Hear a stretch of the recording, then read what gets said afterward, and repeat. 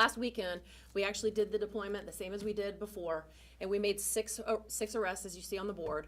And then here's some pictures of the vehicles being towed. And so what we want to just explain to the people is that when you do this illegal activity, we're going to continue to watch you. We're going to continue to show up, and we're going to continue to arrest you, take your cars, and write citations until this stops, because it's very dangerous. This is just one thing that we've been doing to address the traffic problems and the fatalities in Jacksonville, Florida. Our traffic unit has done an amazing job, and we're actually down 36 traffic fatalities this year. This night in particular, we made 6 arrests, we wrote 30 total citations, we towed 6 vehicles, and we have 1 felony warrant pending. We also wrote 30 tickets total. So the good news is also too, on October the 1st, there's going to be a new law being passed by the mayor, by the governor, and that's actually going to afford us even a more opportunity to take care of this problem. And just a snippet of that new House bill that's coming through, what it's going to allow is that officers actually really don't have to be on scene at that time when they do conduct these. We can actually just make arrests or citations just off your social media by sensationalizing these problems. So it's actually going to help us even further stop this so that we don't have any more fatalities in Jacksonville, Florida. So we just want to put it out there that if you continue to do this, we will arrest you and we will take your car. So, Mayor, did you? Yeah, too? yes, Okay.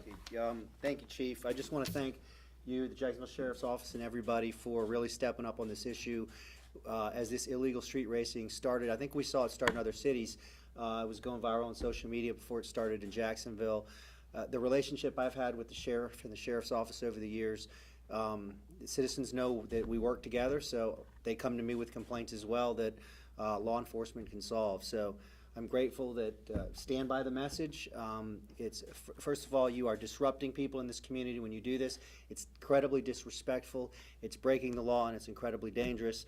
So I stand by the efforts to arrest people and put them in jail for this dangerous behavior. Thank you.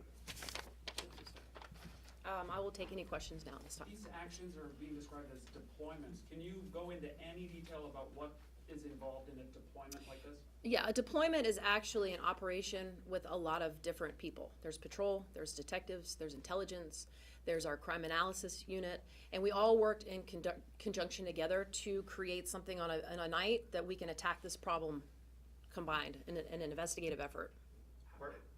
How important is public information coming into the department to help investigate this? How important is public involvement? It's very important, and in fact, there are a lot of very good car groups that like to get together and just talk about cars, and they do not do illegal activity.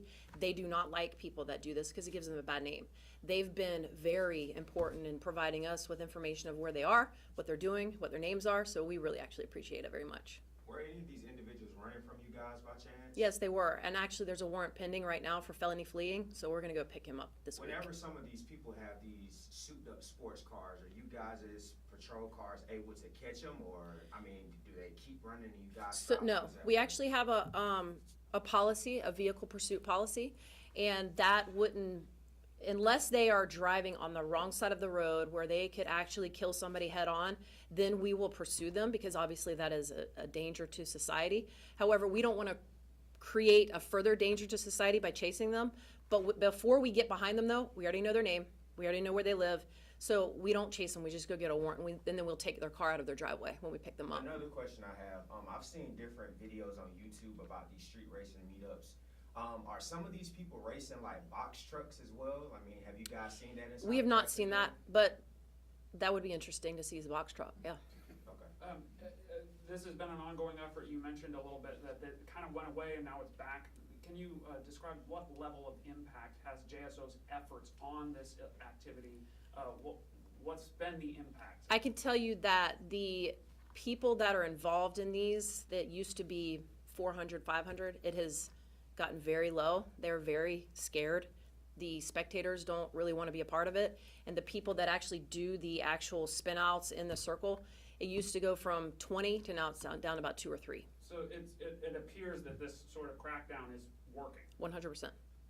What happens to the vehicles that are seized? If they are a felony vehicle, we actually keep them. If there's not a lien against them, then we'll keep them and they'll now be a part of the Jacksonville Sheriff's Office. Now, if you commit a misdemeanor, we will impound it, and the impoundment will stay for 30 days, and then you can get your vehicle back, but it's gonna cost you over $1,000 to get it back.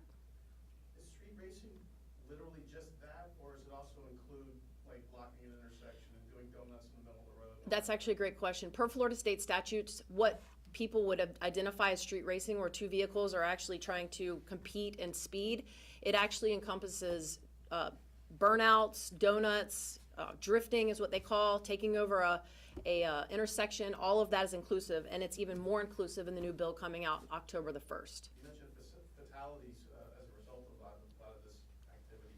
Are there any numbers behind that? No, but I do know that at one point before this did start, there was at least 2 or 3 fatalities strictly off the racing. What that number is now, I can't tell you. One more question. Can you expound a little bit more on this incoming House bill? Right now, what do officers have to do, and what will this bill allow them to do? This actually is going to allow us more to, if you are a spectator and you decide to sensationalize this on your social media, if you're there with a camera, we can actually just go ahead and write you a ticket if you put it on, even if you put it on and we don't even know that you're there, that you actually sensationalize it. Gets the ticket. Correct. Thank you. Thank you. Thank you. Thank you. Thank you.